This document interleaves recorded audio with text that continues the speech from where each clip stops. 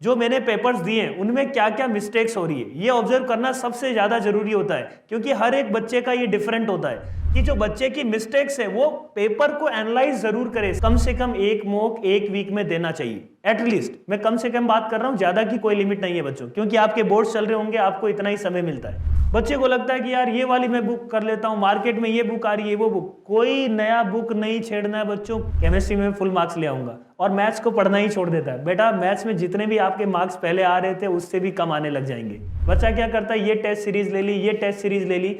बच्चों अभी इस टाइम पे आपको मल्टीपल टेस्ट सीरीज ज्वाइन नहीं करना है। हेलो प्यारे बच्चों, मैं आज आपके लिए मैथ्स का स्ट्रैटेजी वीडियो लेके आया हूं, एक ऐसा प्लान स्ट्रक्चर्ड वे में जिसको आप अगर फॉलो करते हो तो मैथ्स में आराम से आप अच्छे परसेंटाइल ला सकते हो बच्चों। ठीक है, तो स्टार्ट करते हैं बच्चों। तो सबसे पहला मेरा हमेशा, जब भी मैं खुद पेपर देता था तो मैं हमेशा ये ऑब्जर्व करता था बच्चों कि मेरा जो प्रीवियस जो मैंने पेपर्स दिए हैं उनमें क्या क्या मिस्टेक्स हो रही है ये ऑब्जर्व करना सबसे ज़्यादा जरूरी होता है, क्योंकि हर एक बच्चे का ये डिफरेंट होता है। तो सबसे पहला मैंने यही डिस्कस यहाँ पे करने की कोशिश की है कि जो बच्चे की मिस्टेक्स है वो पेपर को एनालाइज जरूर करे। सबसे पहले आपका 2026 का जो पेपर गया बच्चों उसको आप एनालाइज करिए कि उसमें क्या क्या एरर्स आपकी हुई है ना। तो जो एरर्स है वो इस तरीके से आप, ये डिफरेंट एरर्स आपकी हो सकती है, टाइम मैनेजमेंट इशू हो सकता है आपका, हो सकता है सिली मिस्टेक आपका हो सकता है, फियर ऑफ एग्जाम आपका हो सकता है, did not read questions carefully, question ही आप क्वेश्चन को ढंग से पढ़ ही नहीं रहे हो। तो ये जो है ना छोटी छोटी मिस्टेक्स है, बट इन मिस्टेक्स को अगर आप अवॉइड कर देते हो तो आपको जो है पेपर में काफ़ी हेल्प मिलने वाली है, आगे की प्लानिंग में बहुत हेल्प मिलने वाली है ना। तो इससे आगे का आप प्लान बेटर करेंगे, right. Got stuck with few questions and wasted more time.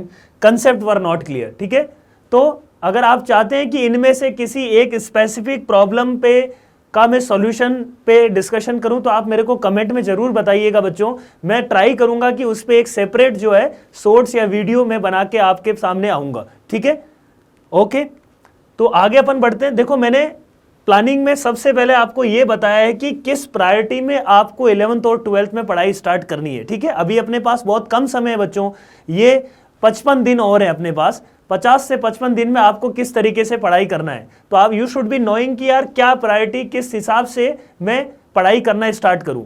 तो किस हिसाब से बच्चों तुम पढ़ाई करना स्टार्ट करोगे। प्रायोरिटी ऑर्डर अपने पास है vector and 3D, matrices and determinant, differential equation, definite integration and area under the curve. इस तरीके से मैंने एक part A, part B, part C, यहां पे भी part A, part B, part C, ये बिल्कुल जेई मेंस में जो हाई वेटेज रखते हैं प्लस जो आपको इजीली ड्यूएबल भी है उस प्रायोरिटी में मैंने इसको रखा है। ठीक है, तो आप इस पहले प्रायोरिटी को ध्यान रखिएगा। आपको कैसे तैयारी करना है इसमें, सबसे पहले आपको कौन से टॉपिक्स टारगेट करने हैं। आपको पार्ट ए 12th टारगेट करें, उसके बाद पार्ट ए 11th टारगेट करें, उसके बाद आपको आना है बच्चों पार्ट बी 12th, देन उसके बाद पार्ट बी 11th, उसके बाद part C 12th, then part C 11th। इस प्रायोरिटी में आपको पढ़ाई करनी है। अब आगे बढ़ते हैं भाई, किस तरीके का अपना प्लान रहने वाला है। ये तो हो गया कि भाई किस प्रायोरिटी में अपन को पढ़ाई करनी है। आपको स्टार्ट कैसे करना है बच्चों, सबसे पहले पार्ट ए में जाइए। पार्ट ए में आपका स्ट्रॉन्ग टॉपिक कौन सा है ना, आपका स्ट्रॉन्ग जोन कौन सा है, वहां से आपको हमेशा प्रिपरेशन शुरू करनी चाहिए ताकि आप कॉन्फिडेंटली आगे बढ़े, है ना। अपने स्ट्रॉन्ग पार्ट पे पहले खेलिए। ठीक है, और मैं ये बोलूंगा कि जेई मेंस में हाई वेटेज रखता है प्लस आपका स्ट्रॉन्ग हो और वो 12th का टॉपिक हो तो वो सबसे बेस्ट होगा। तो मैथ्स में मैथमेटिकली अगर मैं बात करूं तो strong part, intersection, JEE Mains high weightage, intersection, 12th, ये तीनों आपको ध्यान में रखते हुए पार्ट ए से शुरुआत करनी है। ठीक है बच्चों, ओके। तो अपने पास मोटा मोटी देखो मैंने इसको पूरी प्रिपरेशन को 3 फेज में बांटा है, फेज 1, फेज 2, फेज 3। फेज 1 में बच्चों मैं क्या बोल रहा हूं कि आपको फेज 1 में मतलब नेक्स्ट अपने पास 10 डेज है। अगर मैं आप बात करूं तो 6 फरवरी से लेके अपन बात करें तो 15 फरवरी तक, तो ये मोटा मोटी अपने पास 10 दिन है। इन 10 दिनों में आपको क्या करना चाहिए, 11th को you should give 25% time to 11th। तो आपके पास कितना टाइम, जैसे 3.5 से 4 घंटे आप दिन में पढ़ते हैं, तो अगर आप 4 घंटे भी मैथ्स को पढ़ते हैं तो 1 घंटा आप 11th को दीजिए और बाकी का 3 घंटा आप जो है वो किसको दीजिए बच्चों, 12th को। क्योंकि आपका बोर्ड्स है, और जो बच्चा नॉन बोर्ड्स वाला है उसको भी कोई इश्यू नहीं है, वो 12th पढ़ सकता है, कोई प्रॉब्लम नहीं है, क्योंकि जेई मेंस में 12th का रिलेटिवली हाई है परसेंटेज, ठीक है। तो first you should focus on this, correct. तो इसमें आपको क्या फेज 1 में क्या फोकस करना है, आपको फेज 1 में 11th और 12th का पार्ट ए कंप्लीट करने की कोशिश करना है बच्चों। हो सकता है आपसे ना हो तो उसको अपन फेज 2 के लिए रख सकते हैं, but try to finish 12th के पार्ट पे आपको पहले ध्यान देना है, ठीक है बच्चों। यहाँ पे तो 75% टाइम हो गया। फेज 2 में अपने पास 30 डेज है। ये कौन से दिन है अपने पास, अगर मैं बात कर रहा हूं अपने पास 15 फरवरी से लेके 15 मार्च तक रफली ये 30 दिन अपने पास है, ठीक है। रफली ये 30 दिन है, इनमें आपका बोर्ड्स चल रहा होगा, तो बोर्ड्स के अकॉर्डिंगली आपको जो है मैंने इस पार्ट में सिर्फ और सिर्फ मेजरली फोकस किया बच्चों 12th को, क्योंकि देखो बोर्ड भी बहुत इंपॉर्टेंट होता है बच्चों, क्योंकि बोर्ड में क्या है कि जैसे बोर्ड के अच्छे परसेंटेज होते हैं तो आगे भी काम आते हैं आपको, है ना, ठीक है। तो और उससे आपका ऐसा नहीं है कि जेई मेंस अफेक्ट होगा, जेई मेंस और आपका बोर्ड्स मोटा मोटी अलाइंड होता है। जेई मेंस बोर्ड से हल्का सा ऊपर है, ठीक है। बोर्ड्स में भी अगर आप बात करेंगे कि एग्जाम्पलर और इन सब में अच्छे क्वेश्चन है बच्चों, ठीक है। अब इनमें आपको क्या पढ़ना है क्या नहीं पढ़ना है वो अपन आगे बात करते हैं, ठीक है। तो ये आपको टाइम डिवोट करना है बच्चों। फेज 3, यहाँ पे फेज 3 है, तो फेज 3 में भी आपके पास कितने दिन है, 15 दिन है, मतलब 15 मार्च से लेके 1 अप्रैल तक, ये अपने पास 15 दिन हो रहे। अब इसमें जो बचा हुआ है अपने पास रिमेनिंग, वो अपने को करना है। अब ये चीज इंपॉर्टेंट ध्यान रखिएगा, जिसकी प्रिपरेशन, मैं उस बच्चे की बात कर रहा हूं जिसकी प्रिपरेशन डिसेंट सी चल रही है और वो बढ़िया स्कोर करना चाह रहा है, ठीक है। जिसकी बहुत अच्छी से प्रिपेयर्ड है तो वो आराम से मॉक्स ट्राई करे, 2-3 मॉक पर वीक देना चालू कर दे, उसको कोई प्रॉब्लम नहीं है ठीक है और मैं ये भी बताने वाला हूं अभी कि मॉक में कौन से मॉक आपको देने चाहिए, और ये जो 12th में जो प्रिपरेशन है वो कैसे क्या क्या पढ़ना चाहिए उसकी भी मैं बात करने वाला हूं डिटेल में, ठीक है। तो बने रहिएगा। फेज 3 में अपने पास 15 दिन है, बाकी के अपन करेंगे। इसमें फेज 2 जैसे स्टार्ट होगा, ये 30 दिनों में आपको कम से कम 1 मॉक 1 वीक में देना चाहिए एटलीस्ट। मैं कम से कम बात कर रहा हूं, ज्यादा की कोई लिमिट नहीं है बच्चों, क्योंकि आपके बोर्ड्स चल रहे होंगे, आपको इतना ही समय मिलता है, ठीक है। और फेज 3 में अपने पास 15 दिन होंगे, तो 2 मॉक पर वीक देंगे तो भी यहाँ पे 4 मॉक कम से कम हो जाएंगे, और यहाँ पे अपने पास मोटा मोटी कितने मॉक हो गए अपने पास, 4 मॉक यहाँ पे हो जाएंगे, 4 और 4 8 मॉक अपने पास यहाँ पे हो जाएंगे, ठीक है। अब आपको क्या सोर्सेज यूज करने हैं फॉर 12th बोर्ड्स के लिए, आपको बच्चों एग्जाम्पलर बुक आप फॉलो कर सकते हो। एलएन सीबीएसई का जो बुकलेट आपको मिलता है, if you are LN student तो आपको सीबीएसई का बुकलेट मिलता है, वो आप पढ़ सकते हो। बोर्ड पीवाईक्यूएस ये बहुत इंपॉर्टेंट है, ये आपको करना बहुत जरूरी है। जब आप बोर्ड की प्रिपरेशन कर रहे हो तो कम से कम 3 मॉक्स आप बिल्कुल कॉपी पेन लेके, जो भी आपका टाइमिंग होता है 2.5-3 घंटा, उसके अंदर बैठ के लिखना है बच्चों, वो बहुत जरूरी होता है। जब आप देने जाते हैं एग्जाम तो आपकी लिखने की हैबिट नहीं होती है, एटलीस्ट आपको 3 मॉक्स देना चाहिए। एग्जाम्पलर के लास्ट में आपको मॉक्स मिल जाएंगे, है ना, आपको एग्जाम्पलर के लास्ट में मॉक्स मिल जाएंगे, 2 मॉक्स तो उसके अंदर अवेलेबल है। तो एग्जाम्पलर के सोल्ड एग्जाम्पल आपको करने चाहिए, सारे सोल्ड एग्जाम्पल कर लो, काम बन जाएगा, ठीक है। और ये बुकलेट अगर आपके पास है तो इस बुकलेट से आप स्टार्ट कर सकते हैं, टॉपिक वाइज आप शुरू करिए, कोई प्रॉब्लम नहीं आएगी, ठीक है। इससे बच्चों आपका जेई मेंस भी प्रिपेयर हो रहा है, डोंट वरी। ऐसा नहीं सोचिएगा कि सर मेरा तो बोर्ड ही प्रिपेयर हो रहा है, इसमें अच्छे क्वेश्चंस हैं, आप टेंशन नहीं लीजिएगा, आपके बेसिक्स क्लियर हो जाएंगे। अब बेसिक क्लियर होने के बाद आप जेई मेंस के लिए क्या करें, आपने एग्जाम्पलर पढ़ लिया, जैसे एग्जाम्पलर में आपने ठीक ठाक टाइम डिवोट किया कि आपका जो है मैथ्स में, क्योंकि प्रैक्टिस ज़्यादा चाहिए होती है, थ्योरी बहुत कम होती है, वो थ्योरी पढ़ने के बाद आप नोट्स पढ़िए, एक बार नोट्स को रिवाइज कर लिया कि ये बेसिक कंसेप्ट्स हैं। उसके बाद आपको क्या करना है बच्चों, 2025 पीवाईक्यूएस चैप्टर वाइज, ये बात ध्यान रखिएगा, क्या करना है बच्चों आपको यहाँ पे, ये चैप्टर वाइज जो चैप्टर आपने पढ़ा, जैसे अपना 12th पार्ट ए चल रहा है, 12th पार्ट ए चल रहा है, मान लो 12th के पार्ट ए आप सॉल्व कर रहे हो, उस पार्ट ए में जो भी चैप्टर आपका चल रहा है, उस चैप्टर का पहले आपको क्या करना है, एग्जाम्पलर के साथ साथ एग्जाम्पलर जब आप कर रहे हो, या आपका एलएन का जो भी सीबीएसई का बुकलेट है वो आप कर रहे हो, उसमें आपको नोट्स कर लेना, ताकि आप theoretically you will be very clear. Then comes आपको प्रैक्टिस के लिए क्या करना है, 2025 पीवाईक्यूएस चैप्टर वाइज करो आप, जो भी चैप्टर आप कर रहे हो उसका चैप्टर वाइज आपका PYQS आप करते रहो पैरेलली, ठीक है। अब आपको टाइम मेरे हिसाब से मतलब अगर आप बात करेंगे 2025 में मोटा मोटी 1500 सवाल आए थे। 1500 में अगर आप पर टॉपिक बात करेंगे तो 30 सवाल आपको मिल जाएंगे, 20 से 30 क्वेश्चन आपको हर एक टॉपिक से मिल जाएंगे। तो आपका अच्छा खासा एक एक्सरसाइज हो जाएगा, है ना, आपकी प्रिपरेशन का बढ़िया लेवल यहाँ से बनने लगेगा, ठीक है।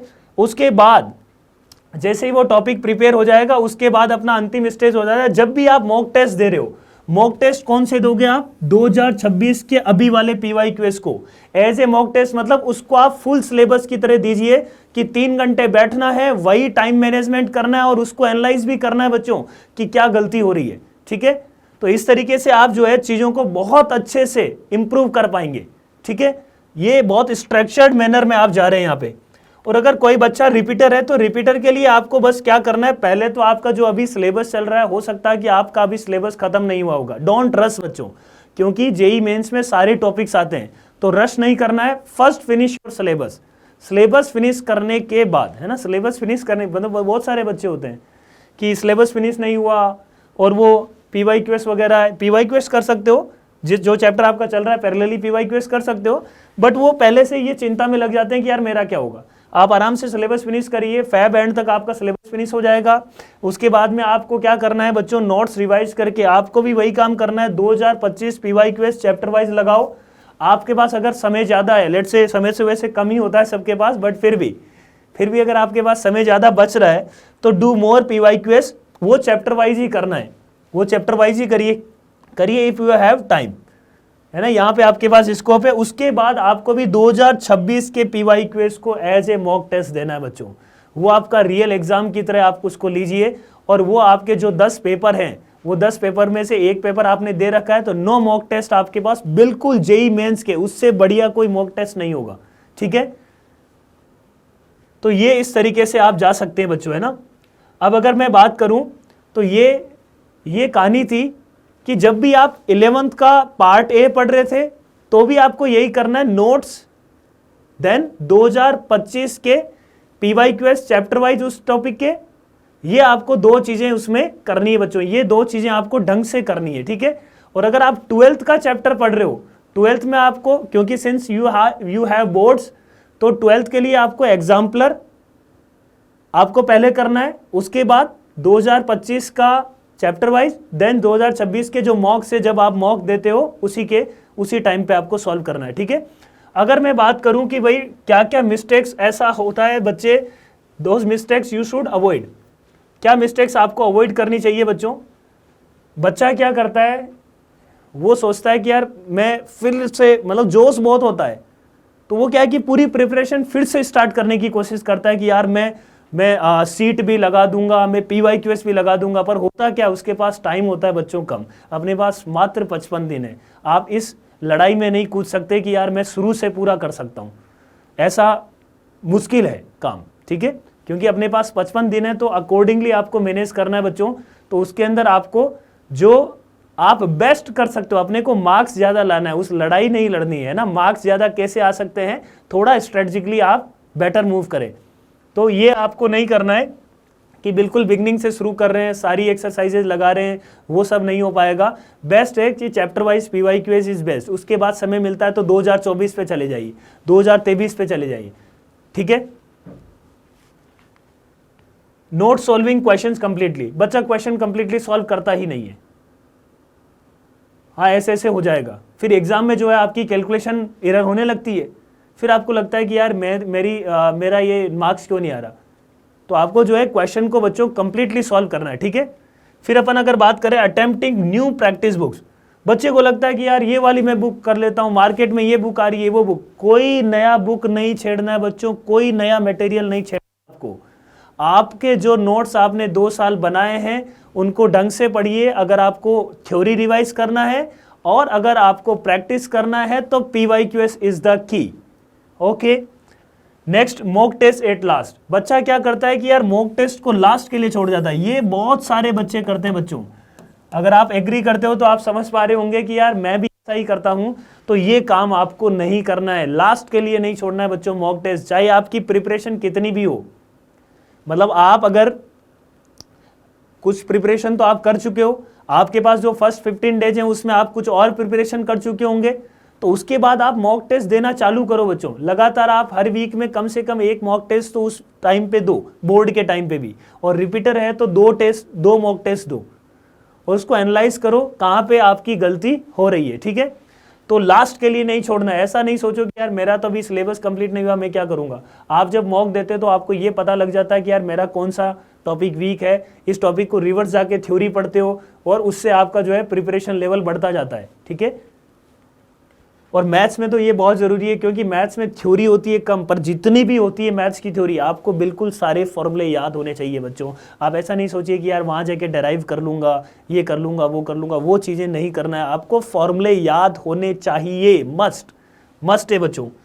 नेग्लेक्टिंग वन सब्जेक्ट, एक सब्जेक्ट वो पढ़ना ही छोड़ देता है ना। ऐसा सर मेरे तो केमिस्ट्री में ही मार्क्स आते हैं, मुझे केमिस्ट्री ही करनी है, ठीक है, केमिस्ट्री में फुल मार्क्स ले आऊँगा, और मैथ्स को पढ़ना ही छोड़ देता है। बेटा मैथ्स में जितने भी आपके मार्क्स पहले आ रहे थे उससे भी कम आने लग जाएंगे, ठीक है। तो आप ट्राई करिए, है ना, क्योंकि मैथ्स भी जो है कुछ क्वेश्चंस आप ये ध्यान रखिए, अगर आपने 2026 का अगर ऑब्जर्व किया है तो उसके अंदर देखो कुछ क्वेश्चंस ईजी थे, वो काफ़ी ईजी थे, तो वो सवाल जो काफ़ी ईजी है वो आपसे भी बनने चाहिए, क्योंकि वहाँ पे आप पीछे रह जाएंगे। इट्स ए कंपटीशन, है ना, इन द एंड ये क्या है बच्चों, कंपटीशन है।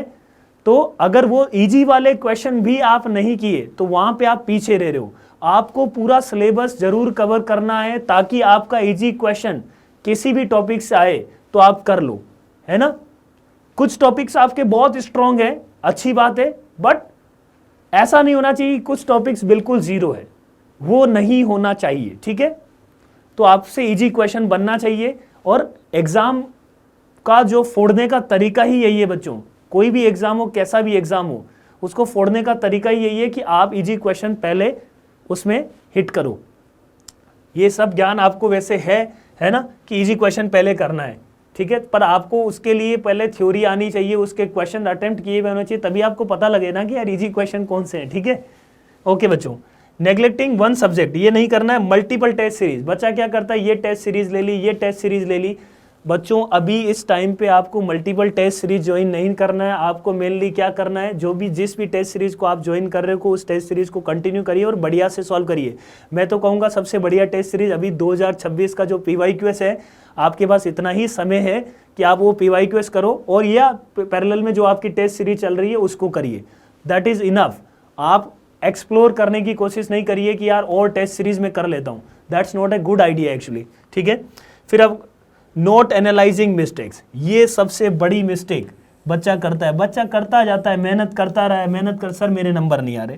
भाई आपको पता ही नहीं है आपकी क्या गलती हो रही है, तो आप कैसे उसको इंप्रूव करेंगे, राइट, सही है बात।